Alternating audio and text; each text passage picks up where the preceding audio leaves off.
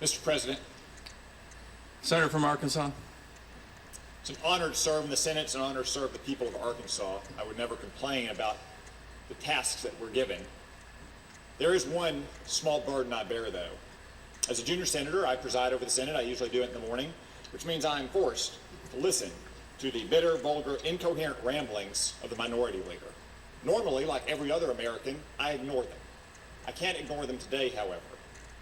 The minority leader came to the floor, grinding the Senate to a halt all week long, saying that we haven't had time to read this defense bill, that it was written in the dead of night. We just had a vote that passed 98-0. It could have passed unanimously 2 days ago.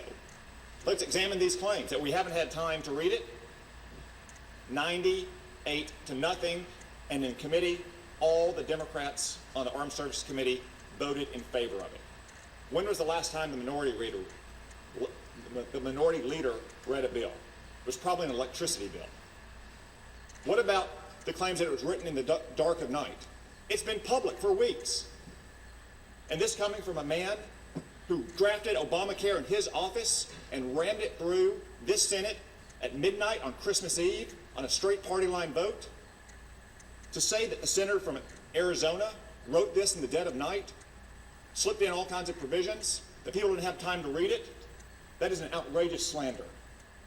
And to say that he cares for the troops, how about this troop and his son and his father and his grandfather, 4 generations of service, to include almost 6 years of rotting in a prisoner of war camp? Say that he's delaying this because he cares for the troops? A man who never served himself? A man who in April 2007 came to this very floor before the surge had even reached its peak and said the war is lost, when over 100 Americans were being killed in Iraq every month, when I was carrying their dead bodies off an airplane at Dover Air Force Base. It was an outrage to say that we had to delay this because he cares for the troops. We're delaying it for one reason and one reason only, to protect his own sad, sorry legacy.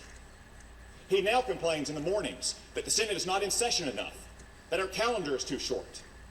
Well, whatever you think about that, the happy byproduct of fewer days in session in the Senate is that this institution will be cursed less with his cancerous leadership.